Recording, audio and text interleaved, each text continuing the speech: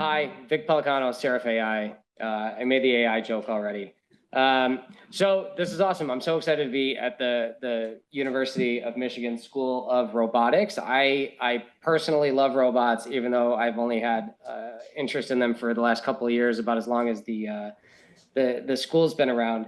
I like to talk to young people, especially at colleges, high schools, things like that, because I took a fairly untraditional path. I don't know where any of you came from or what your backgrounds were, what your parents do for a living. But what I like to do is tell you that I shouldn't be standing here.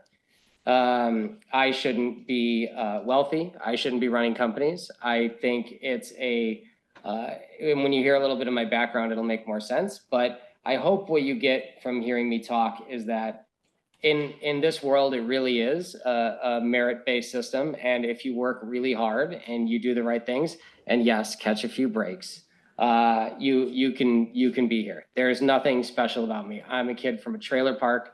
My dad was a truck driver. He left school when he was in 6th grade to go drive a truck for a living.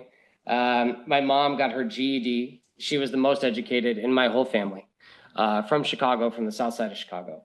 And, you know, and I grew up like that, right? Dad was a truck driver, rarely ever home, single parent household. No clue that I would be working in tech or doing the things I've done or seeing parts of the world. I didn't get on an airplane for the first time until I was like 24 years old. So just a little bit of background. I left the state like 3 times, and by that I mean like the immediate Chicago area, not like all over the state either. Like that was pretty adventurous. So lived a pretty different life. When I was about 13 or 14 years old, my dad got a Packard Bell computer. You guys don't know what that is, but it was like one of the first home computers that wasn't like an Apple. It was like the cheaper knockoff version. And I just, for the first time, could see the whole universe in there. There was so much information in the world that I didn't have access to. Now it's hard to imagine, I think, for you guys who grew up with like probably too much information sometimes. But we didn't have any, unless you had a friend with like an encyclopedia. Like I was interested in like, frogs at one point when I was like 9 or 10 years old. And I had to write like a list of questions down and go to the library and like look that stuff up, like about frogs. You had to remember what you wanted to know and then like have the motivation to go look it up somewhere. And you didn't know if it was true, by the way. Like there was one encyclopedia at the library, so whatever that thing said was kind of true. I certainly didn't have those kind of books to look things up. So when I got my Packard Bell at home, I was just like, I just looked at it, and for the first time, I had access to an enormous amount of data, of information. And I just like, you don't know what you're gonna do, but just something like sparks you towards something. And so I just kind of fell in love with the thing. Early internet chat rooms, it was called IRC. It was kind of like the Discord of its day, actually. Used the same hashtag thing for like channels and stuff, very similar. And went on there, taught myself to code, to write Unix scripts, use shell prompts, just manually, just figuring this stuff out. I installed Linux on that computer, which was a non-trivial affair. I had to give a guy from a chat room my home address, which in those days you did not do. That was like rule 1. But there was no other way to get this thing, and he had to send me 9 CD-ROMs with like that you had to install in order, and it didn't work. And I bricked the whole computer, and my dad was not happy with me. So he had to buy another one, and then I did it again, but it worked that time. And I set up the dual boot and everything so that he wouldn't know what I did. And but I needed Linux because I wanted to write scripts, and then I got myself into trouble, which you never know where the line is in this world until somebody slaps you in the hand, So got myself into some trouble, but I figured out what I was doing pretty quickly, just because I was really interested. It was fascinating to me, the kind of like capabilities of all these computers talking to each other, all these people talking to each other. And so when I got to high school, because that was before high school, I knew more about computer science, HTML programming than like my professors did. So I was like in high school, I was like teaching those classes. I was a terrible high school student. I think I actually set the school record, which I found out they don't maintain, in detentions. My senior year, I had 36 detentions, and I graduated with a 2.3 GPA. I think. And by the way, the detentions were not like for terrible things. I just could not get to school on time, just refused. I would show up late, and if I knew I was going to be late, I would just stop and get a coffee in the newspaper, because I knew I was going to be sitting in the dean's office for half an hour, like waiting for her to have time to deal with me today. So I would just read the newspaper and eat like a bagel or whatever. And she'd be like, whatever. And so I spent a lot of time in Saturday detention in high school. I tell that story because I went back to the high school where I went to give a similar speech, and it was in the same room where they had Saturday detention, where I'd spent so much time. And I don't think the teachers loved me telling that story while I was there, but it's a true story. I wanted to go to a big school like Michigan. Unfortunately, I wasn't smart enough to go here probably, but I did get accepted to U of I because I had a really, really high ACT score. Because despite my lack of effort in high school, I'm pretty smart. And I got accepted, but I couldn't go. My mom was sick with terminal cancer. She got sick when I was 16, and they gave her like 2 years to live. And I couldn't be that far away. So I stayed close to the house. I went to a small school called University of St. Francis, where I made some great friends. And she ended up passing away like halfway through my sophomore year of undergraduate. I didn't want to transfer because like I was pretty good at St. Francis. There was only like 3 computer science students back then, by the way. And so like I had I had really great teachers. It was a small school. I got one-on-one, whatever I wanted. But it was always my mom's dream that I went to law school. So I applied for and got into Loyola University, Chicago School of Law. And I started there shortly thereafter. This must have been 2004, 2005, whatever that would be. And then I went, and by the way, when I was an undergraduate, I double majored in computer science and math. And I worked full-time across 3 jobs: the computer science lab, I washed dishes, and I did pizza delivery, and just filled up my time. I've always found that's my way of dealing with stress, is just to keep myself so busy that I never process what's happening, which they tell you not to do, by the way, nowadays. This is not, I'm not giving you advice on how to deal with your mental health, but it's worked for me, and I made some money. But I worked full-time, and I double majored and went to school full-time, and then I went to law school at night, and it was a 4-year program. And during the day, I worked at a law firm. So it was like, and it was in Chicago, and I lived in the suburbs. So it was like an hour drive. So I'd leave my house about 5 in the morning, and then I'd go to the office from 8 to 5.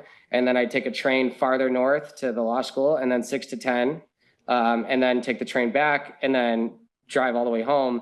I'd get home about midnight, and I did that for 4 years. So like movies came out, babies were born, like albums came out. I have no idea. There's like a big period of this world that I just didn't, but it was my way out of this life. You know what I mean? I grew up, not in the way I wanted to live my life, and being like a high-powered attorney, like you see on TV, Law and Order, all that stuff, like that's what I wanted. You know what I mean? Like the nice suits, the nice cars. And about 3.5 years into that 4-year night program, my dad passed away, and I was the only child. And that was very sudden, by the way, and very traumatic. And while I was dealing with his affairs, because now all of a sudden, like I had to manage the house and all the bills, and he had just gotten married before he died, so I had to deal with that. And by the way, he died with $3,000 in his checking account, which I don't know, even then was not a lot of money. So I just had to cobble some things together for a little while. It didn't last long. And then when I went to go back to school to finish my last semester of law school, I didn't fill out my FAFSA paperwork because my dad died like right around the time the FAFSA stuff was due, and I just lost track of it. And when I went to go back for my last semester, they were like, "Oh, yeah, we'll take you back. Where's your $20,000 check for the semester?" And I was like, "Well, I have loans." You know what I mean? And they're like, "No, you don't, because we don't have your paperwork." And I was like, "Oh, well, okay. So like maybe I can figure it out and come back next semester." And they're like, "Well, there's one class you need to graduate, and we only offer it every 4 years." And here, it's happening right now. And if you don't take it, that's it. So that was the end of my law school career, $130,000 in debt. And so then I just kind of let my life fall apart because I wasn't really sure what I was going to do then. So I ended up losing the house like piece by piece too. And this is like 2008, right? Great time for this stuff to happen, 2008, 2009. They shut the water off, they shut the lights off. I stayed in the house as long as I could, just go to the gym and shower or whatever. And then one day, in 2008, they'd send people to come live in your house to get you out. Like, that's kind of a story that didn't go reported a lot, but the banks wanted people out of their houses so they could foreclose on them and sell them to other people. And yeah, so one day I came home, I was delivering pizzas or something, and there was just a guy sleeping on the couch in my house, and then that was it. And I took the dog. My car got repoed, everything else, like no money, no nothing. I had a little dog. So I had been borrowing a van from a friend, and I stayed in there for a couple months with the dog, just kind of piecing life together. You can go a really long way on rum and peanut butter and jelly. You can make it. And then a friend of mine moved back to town, and she had a job at a manufacturing company in Chicago. And she told me that she could get me a job over there. And I didn't know what I was going to do with my life. I hadn't done anything with a computer in a very long time at this point. I had worked at a law firm as like a law clerk, but it pays like 10, 12 bucks an hour. And I said, well, I don't have any better options. And it was in like the sales department of a manufacturing company selling bus seats. Not exactly the kind of exciting, high-powered life that I wanted to live, right? But I took the job, and I loved it. I loved the people, I loved the culture, and I was just happy to have a job. Honestly, I was happy to, like, somebody was willing to pay me for my time, like it had been a while since I felt appreciated in any meaningful way.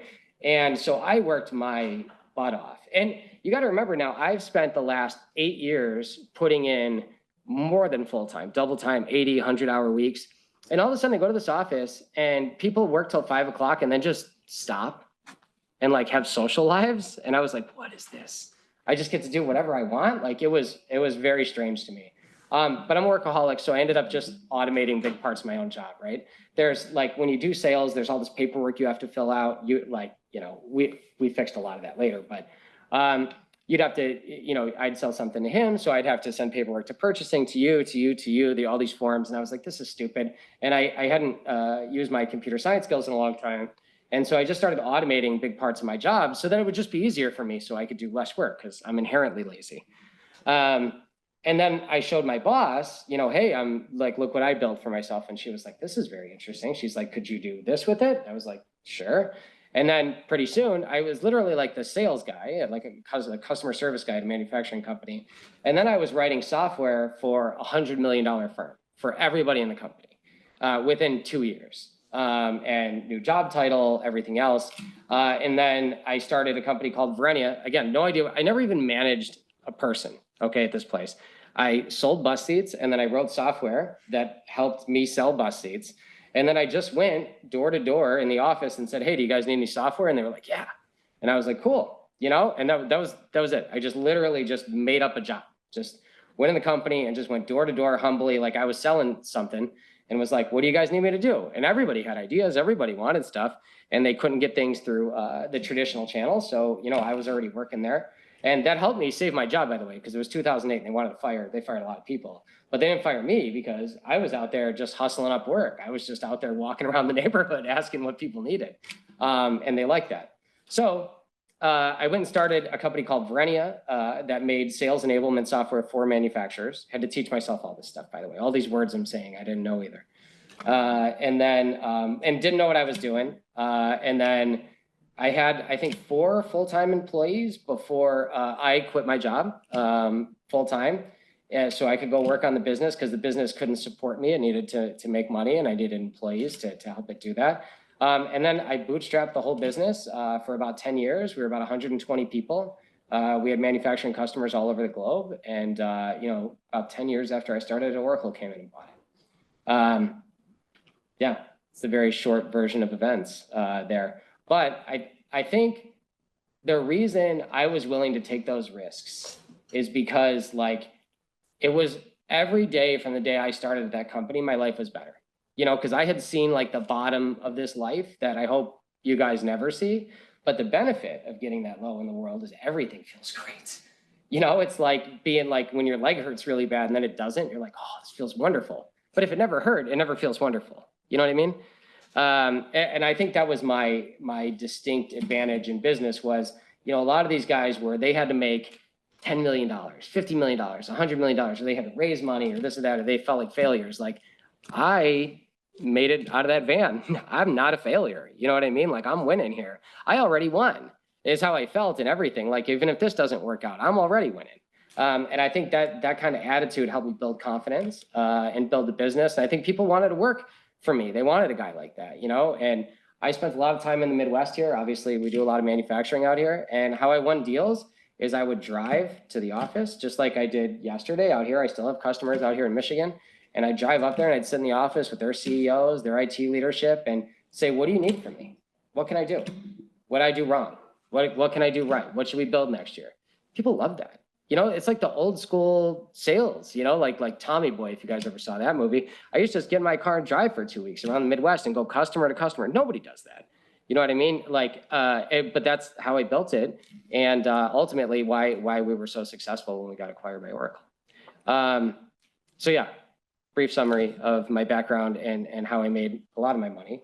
Then I was at Oracle, which is basically you're retired. If you work for a company like that, you know, it's a much different job because it's so big. It's like 250,000 employees. It's like a government, you know, like you only have like one very small role to do. And if there's no like work for that role right away, you're just kind of like waiting for somebody to tell you what to do. It's not a very creative position, but it was fine. And then ChatGPT came out. So what is that? 2 years ago now, roughly, you know, and well, 3.5, it had been out for a while, but when 3.5 launched, I was like, what am I looking at? Like, I've been working in technology now for 10 years in software. I never saw anything like this. Like, I had an existential crisis, you know? I was like, am I just a chatbot? You know what I mean? Like, I'm talking to it and it was the weirdest thing. And then Microsoft had that weird chatbot that thought it was alive for a minute and was telling that reporter like to leave his wife and stuff. It was a weird few months there of chatbot stuff. But you know when you see something, you know when it's special. You know, like it's hard to define exactly why, but you just look at it and you're like, everything's going to be different now. You know, like, and I knew I had to get out of Oracle because I knew it's so hard for a company like that to innovate, you know. And this is the time of innovation, and I hope all of you take that into account because you're living in amazing times. The chaos that AI and robots are going to bring to this world is a ladder for all of you to climb. Every incumbent company is going to be slow to take this on, is going to be slow to take advantage of this opportunity, and you're blessed with it. Like the electricity just got invented, you know what I mean? The car just got invented, and you know, like the industry is still fighting about whether there should be horses. That's where you guys are right now. It's an amazing time to be going into the workforce, especially with fresh ideas, right, about how things should work, because we lack those. So I'm looking at ChatGPT and I'm trying to decide what to do with it because it does so much that it's hard to imagine building on it, right? And then I had a Roomba and I'm watching the Roomba just wander aimlessly around my house, missing everything it should be picking up, just frustrating me. And I'm on my phone on ChatGPT and I'm thinking, how can this thing be so smart? And this Roomba is so dumb. Like, it didn't sync up to me. So we built a company called Aviana, and the idea was connecting LLMs, ChatGPT and other ones, to the open source operating systems for robots, ROS2, et cetera, basically creating like a big middleware package. In fact, one of my engineers, Safe, who's on the call, hi Safe, I don't know if the other guys are on there, he helped us build it. And what we did was we created a chatbot. He did a lot more work on it than I did, truthfully.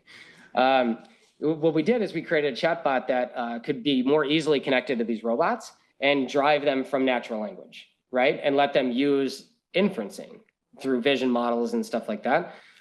So we, you know, in our final flight we did before that company was acquired, we took the drone, we went to a field, and we told it through the chatbot, like, hey, there's a person missing in the field, can you find them?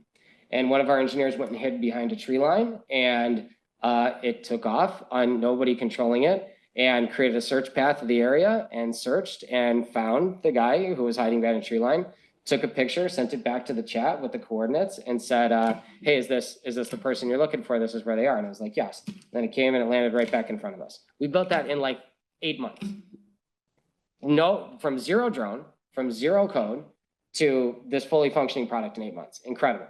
And then, you know, what happened was the problem we had to solve for, and this is what you look for, right, in business or in this life, is trying to figure out what problem you're actually solving for people. Because sometimes it's harder than you think, right? You think you're solving this, but then when you look at it deeper, so one of the things you had to solve is we had to do AI stuff on moving data, because you can't train a model. They don't really talk about training or fine tuning nowadays because it's stupid. Thank God they caught up to that. But for a long time, they were talking about fine tuning these models. And but you can't fine tune on moving data. You guys know this. You're in robotics, right? You can't fine tune a model on sensor data. It's like, it makes no sense to do that.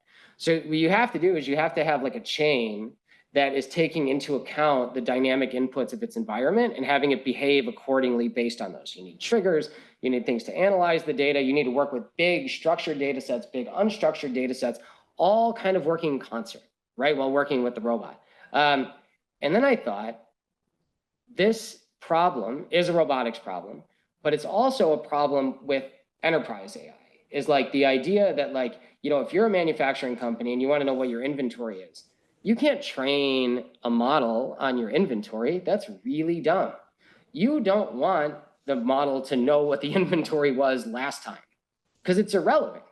And there's a lot of that data, right, that's irrelevant, that like through training, you would enforce the learning of it. You would say, you know, I have 10 of these microphones. I have 10 of these microphones. Do I have 10 of these microphones? I have 10 of these microphones. That's stupid because like now you're screwing its brain up, you know? So now when you ask it how many of the microphones you have, it's like, do I have 10? But it should never know. It should go look it up when you ask, right? So anyways, we use that same system and we pointed it to enterprise data. So that's where Seraph came from, was we took that core part of the business that was able to do all that stuff and hooked up enterprise data. And now we work with companies. The University of Michigan would be a lovely company to work with someday, where we can give answers like ChatGPT would, but from your grounded data, like only from your enterprise data, not from the internet, not from the hallucinated affairs of these things, just from your grounded data in your organization. And then it returns truthful results that can be proven out and grounded only in the company's data. And it works very fast. And so yeah, that's how we ended up with Seraph. And Aviana was acquired by the 4th fastest growing manufacturing company in the United States, a company called Lucid Bots, where Safe is now happily employed. And they're doing amazing things with AI and robotics. They make drones that clean buildings. So like, I mean, buildings are dirty everywhere, right? And nobody ever cleans outside of them because it's a nightmare. You know, you have to build scaffolding, you got to get somebody out there with a power washer up and down. Like, but now their drones are doing a lot of this work, and they even have a new rover to do parking lots and such like that. But it's a very fast-growing company. They're out of Charlotte, and they got acquired. Now I'm on the board of that company, which I'm going to Charlotte tomorrow for meetings with them. But love robotics, love AI, very passionate, very happy, and blessed to be working in the industries I am. But I say all this to tell you guys, like, if you'd have met me 15 years ago, even a little more, you'd have no idea that like I'd be doing this stuff. Like, I'm not from good stock, as they say. I don't have like a good degree from good school like you guys will. I didn't have parents to like open a door for me. I mean, they weren't even alive, but even if they were alive, they would be pretty useless in my career search, you know? You don't have to have been somebody or know somebody to make it in this world. What you need to do is you need to look at the world and say, what does the world need from me, and what can I do for it? So when you look out there, I think there's this obsession nowadays with people being like, what am I interested in, right? What interests me, and like how, like I want to make money doing something that interests me, and like maybe, but the thought process has to be, what do they need? Like, what does the world need? Like, you need to solve problems for other people. That's what I did. That's what all entrepreneurs do. That's what all business people do, is solve problems for other people. Capitalism isn't perfect, by the way. I'll say that out loud. But I think inherently it's about solving problems. And you're going to have access to all the world's experts through AI chatbots, right? Like, even me, who I had to go talk to people who were experts in sales and marketing, and people like about fundraising, which I never raised money. But you know, I had to go talk to these people and learn. But you guys can just open ChatGPT and ask. Like, you're blessed in so many ways to build the new world, and I'm so excited to see you guys do it. I hope some of you start a business, some people on this call or whatever start businesses and give me the opportunity to invest and give advice, because it's going to happen. Like the next 20 years are going to be amazing. There's going to be so many cool technologies that come online. You guys are so enabled and so blessed to be in the spot you're in. And I'm so jealous and happy for you guys. I'd say, you know, I thought the cloud was the big invention of my lifetime, like the idea of centralized compute, like outside of just having to have a more and more powerful desktop. I was like, this changes everything, but I had no idea that like LLMs and AI would do what they did. And I don't even know what's next. I have no idea. But I know right now the world needs, you know, accessibility. The world needs more labor. The world needs more access to expertise and smart people, and to enable guys like you and ladies like you. To give you guys the tools that you guys need to build the next world. And I'm excited that you guys are going to do that.